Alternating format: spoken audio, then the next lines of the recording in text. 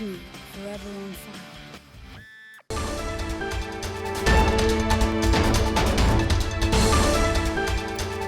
ಸಿದ್ದರಾಮಯ್ಯ ಅವರಿಗೆ ಪ್ರಾಸಿಕ್ಯೂಷನ್ ಕಂಟಕ ಫಿಕ್ಸ್. ಸಿದ್ದರಾಮಯ್ಯ ಅವರು ಪ್ರಾಸಿಕ್ಯೂಷನ್ ಫೇಸ್ ಮಾಡಬೇಕು. ಸಿಎಂ ಸಿದ್ದರಾಮಯ್ಯ ಅವರು ಹಾಕಿದಂಥ ರಿಟ್ ಅರ್ಜಿ ವಜಾ ಆಯಿತು. ಇದೀಗ ಸಿಎಂಗೆ ಸುತ್ತಕೊಳ್ತು ಮುಡಾ ಹಗರಣದ ಆರೋಪ. ಸಿಎಂ ಅವರು ಈ ಒಂದು ವಿಚಾರವನ್ನು ಇದೀಗ ಪ್ರಾಸಿಕ್ಯೂಷನ್ ಫೇಸ್ ಮಾಡಲೇಬೇಕಾಗತ್ತೆ. ರಾಜ್ಯಪಾಲರ ಪ್ರಾಸಿಕ್ಯೂಷನ್ ನಿರ್ಧಾರವನ್ನು ಎತ್ತಿ ಹಿಡಿದಿದ್ದಾರೆ ನ್ಯಾಯಮೂರ್ತಿ ನಾಗಪ್ರಸನ್ನ ಅವರು. ಜಸ್ಟಿಸ್ ನಾಗಪ್ರಸನ್ನ ಅವರು ಯಾವ ನಿರ್ಧಾರವನ್ನು ರಾಜ್ಯಪಾಲರು ಮಾಡಿದ್ರೋ ರಾಜ್ಯಪಾಲರ ನಿರ್ಧಾರ ಅಬಾಧಿತ ಅಂತ ಅವ್ರು ಹೇಳೋ ಮೂಲಕವಾಗಿ ಸಿಎಂ ಸಿದ್ದರಾಮಯ್ಯ ಅವರ ರಿಟ್ ಅರ್ಜಿಯನ್ನು ವಜಾ ಮಾಡಿದ್ದಾರೆ. ರಿಟ್ ಅರ್ಜಿಯನ್ನು ಹಾಕ್ಕೊಂಡಿದ್ರು ಸಿದ್ದರಾಮಯ್ಯ ಅವರು. ಅಂದರೆ ಇಲ್ಲಿ ಈ ಒಂದು ಕೇಸಲ್ಲಿ ನಾನು ಪ್ರಾಸಿಕ್ಯೂಷನ್ಗೆ ಯಾಕೆ ಒಳಪಡಬೇಕು, ನನಗೂ ಇದಕ್ಕೂ ಸಂಬಂಧ ಇರಲಿಲ್ಲ ಅಂತ ಏಕಸದಸ್ಯ ಪೀಠದಲ್ಲಿ ಮುಖ್ಯಮಂತ್ರಿಗಳಿಗೆ ಸೋಲಾಗಿದೆ. ರಾಜ್ಯಪಾಲರ ಪ್ರಾಸಿಕ್ಯೂಷನ್ ತೀರ್ಮಾನವನ್ನು ಹೈಕೋರ್ಟ್ ಎತ್ತಿ ಹಿಡಿದಿದೆ. ಸಿಎಂ ವಿರುದ್ಧ ಮುಡಾ ತನಿಖೆಗೆ ಹೈಕೋರ್ಟ್ ಅಸ್ತು ಅಂತ ಹೇಳಿದೆ. ತನಿಖೆ ನಡೀಲಿ, ಪ್ರಾಸಿಕ್ಯೂಷನ್ ಆಗಲಿ ಅಂತ ಸಿಎಂ ಸಿದ್ದರಾಮಯ್ಯ ಅವರಿಗೆ ಈ ಮೂಲಕ ಪ್ರಾಸಿಕ್ಯೂಷನ್ನ ಕಂಟಕ ಇತ್ತಲ್ಲ ಅದು ಫಿಕ್ಸ್ ಆಯಿತು. ಆಗುತ್ತೇನೋ ಆಗಲ್ವೇನೋ, ಆಗುತ್ತೇನೋ ಆಗಲ್ವೇನೋ ಅಂತ ಇತ್ತಲ್ಲ. ಸೊ ಈ ಒಂದು ವಿಚಾರ ಇವತ್ತಿಗೆ ಕ್ಲಾರಿಟಿ ಸಿಕ್ತು. ಸಿಎಂ ಸಿದ್ದರಾಮಯ್ಯ ಅವರಿಗೆ ಬಿಗ್ ಶಾಕ್ ಇದು, ಬಿಗ್ ಶಾಕ್. ನಿಮಗೆ ಇವತ್ತು ಬೆಳಗಿನಿಂದ ಇದ್ದಂಥ ವಾತಾವರಣವನ್ನು ಗಮನಿಸ್ಬಿಟ್ರೇ ಅವರು ಒಂಥರ ಅವ್ರಿಗೆ ಒಂದಷ್ಟು ಅಂದಾಜು ಸಿಕ್ಬಿಟ್ಟಿರುತ್ತೆ. ಎಸ್, ನಾನು ಇದಕ್ಕೆ ಪ್ರಾಸಿಕ್ಯೂಷನ್ ಒಳಪಡ್ತಾ ಇದ್ದೀನಿ ಅಂಥೇಳಿ. ಹಾಗಾಗಿ ರಾಜ್ಯದ ಮೂಲೆ ಮೂಲೆಗಳಲ್ಲಿ ಭದ್ರತೆ ಹೆಚ್ಚು ಮಾಡಲಾಗಿತ್ತು. ಇವತ್ತು ಗಲಾಟೆಗಳಾಗಬಹುದು ಅಂಥೇಳಿ. ಇನ್ನೊಂದು ಕಡೆ ಚೆಕ್ ಮಾಡಿಕೊಂಡಾಗ ಸಿ ಎಂ ಸಂಪುಟದ ಅನೇಕ ಹಿರಿಯ ಸಚಿವರು ಯಾರೂ ಕೂಡ ಸಿದ್ದರಾಮಯ್ಯ ಅವ್ರನ್ನ ಬಿಟ್ಟು ಹೋಗಿರಲಿಲ್ಲ. ಯಾರೂ ಅವರವ್ರ ಜಿಲ್ಲೆಗಳಲ್ಲಿಲ್ಲ. ಸಿ ಎಂ ಸಿದ್ದರಾಮಯ್ಯ ಅವರಿಗೆ ಇದು ಬಿಗ್ ಶಾಕ್. ಇದು ಏಕಸದಸ್ಯ ಪೀಠದಲ್ಲಿ ಮುಖ್ಯಮಂತ್ರಿಗಳಿಗೆ ಸೋಲಾಗಿದೆ. ಮುಖ್ಯಮಂತ್ರಿಗಳ ಮುಂದಿನ ನಡೆ ಏನು ಅಂತ ನೋಡಬೇಕಾಗುತ್ತೆ. ಇದೀಗ ಪ್ರಾಸಿಕ್ಯೂಷನ್ಗೆ ಕೊಟ್ಟಿರುವಂಥ ತಕ್ಷಣ ಹೈಕೋರ್ಟ್ನ ಆದೇಶವನ್ನು ಆಯಿತು ಅಂತ ತಗೊಂಡು ಮೇಲ್ಮನವಿ ಬೇಕಾದರೂ ಹೋಗಬಹುದು, ಅಥವಾ ನಮ್ಗೆ ಇದನ್ನು ದ್ವಿಸದಸ್ಯ ಪೀಠವನ್ನು ರಚನೆ ಮಾಡಿಕೊಡಿ ಅಂತ ಕೂಡ ಕೇಳಬಹುದು.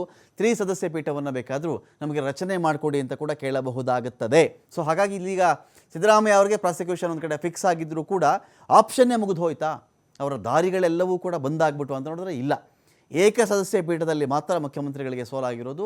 ಸುಪ್ರೀಂ ಕೋರ್ಟ್ಗಾದರೂ ಹೋಗಬಹುದು, ದ್ವಿಸದಸ್ಯ ಪೀಠಕ್ಕಾದರೂ ಹೋಗಬಹುದಾಗುತ್ತೆ, ಅಥವಾ ಸ್ವಾಮಿ ನಮಗೆ ಹೈಕೋರ್ಟ್ನ ಮುಖ್ಯ ನ್ಯಾಯಮೂರ್ತಿಗಳಾಗಿರ್ತಕ್ಕಂಥ ನಿಲಯ್ ವಿಪಿನ್ ಚಂದ್ರ ಅಂಜಾರಿಯಾ ಇವರ ನೇತೃತ್ವದಲ್ಲಿಯೇ ದ್ವಿಸದಸ್ಯ ಪೀಠ ಮಾಡಿ, ತ್ರಿಸದಸ್ಯ ಪೀಠ ಮಾಡಿ ಈ ಒಂದು ಕೇಸನ್ನು ಪರಾಮರ್ಶೆ ಮಾಡಿ, ಪರಿಶೀಲಿಸಿ, ತನಿಖೆಯ ಪಾಸಿಟಿವ್ ಏನಿದೆ ನೆಗೆಟಿವ್ ಏನಿದೆ ಚೆಕ್ ಮಾಡ್ಕೊಳ್ಳಿ, ಆಮೇಲೆ ತಾವು ತೀರ್ಪು ಕೊಡಿ ಸ್ವಾಮಿ ಅಂತ ಕೂಡ ಕೇಳಿಕೊಳ್ಳಬಹುದಾಗುತ್ತದೆ. ಆದರೆ ಏಕಸದಸ್ಯ ಪೀಠದಲ್ಲಿ ಮಾತ್ರ ಮುಖ್ಯಮಂತ್ರಿಗಳಿಗೆ ಸೋಲಾಗಿದೆ. ಇಲ್ಲಿ ಪ್ರಾಸಿಕ್ಯೂಷನ್ಗೆ ರಾಜ್ಯಪಾಲರ ಅನುಮತಿಯನ್ನು ಕೊಟ್ಟಿದ್ದರು, ಅದು ಸರಿಯಾಗಿದೆ ಅಂತೇಳಿ ಇದೀಗ ಹೈಕೋರ್ಟ್ ಹೇಳಿದೆ.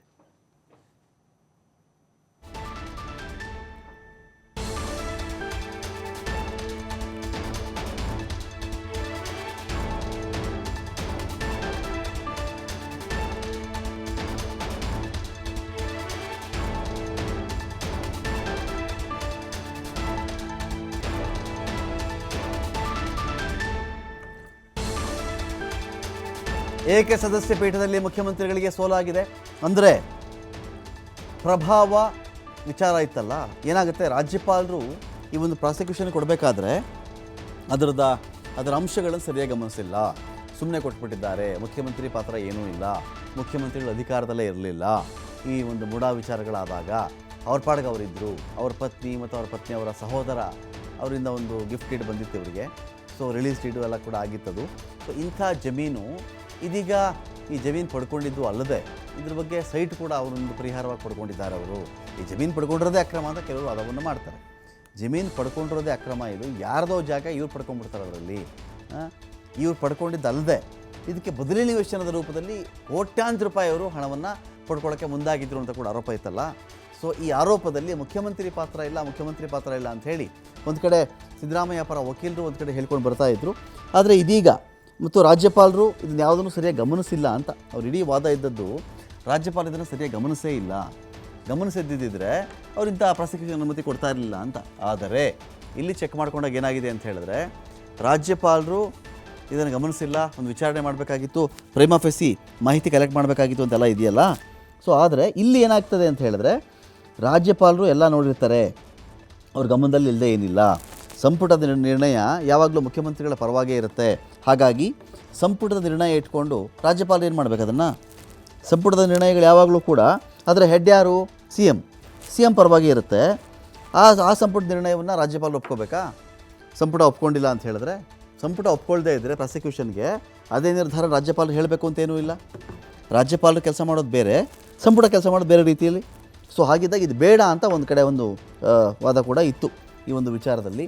ಆದರೆ ಜಸ್ಟಿಸ್ ನಾಗಪ್ರಸನ್ನ ಅವರು ವಾದ ಪ್ರತಿವಾದಗಳನ್ನು ಬಹಳ ಗಂಭೀರವಾಗಿ ಸುಮಾರು 1.5 ತಿಂಗಳು ನಡೆದಿರಬೇಕು ಈ ಒಂದು ವಾದ, ಅದಕ್ಕಿಂತ ಹೆಚ್ಚು. ಅದನ್ನೆಲ್ಲವನ್ನು ಕೂಡ ಕನ್ಸಿಡರ್ ಮಾಡಿಕೊಂಡು ಇವತ್ತು ತೀರ್ಪನ್ನು ಬರೆದು ಓದಿದ್ದಾರೆ ಅವರು. CM ಸಿದ್ದರಾಮಯ್ಯ ಅವರ ರಿಟ್ ಅರ್ಜಿಯನ್ನು ವಜಾ ಮಾಡೋ ಮೂಲಕವಾಗಿ ಸಿದ್ದರಾಮಯ್ಯ ಅವರು ಪ್ರಾಸಿಕ್ಯೂಷನ್ಗೆ ಒಳಪಡಲಿ ಅಂತ ಹೇಳ್ತಾ ಇದೆ.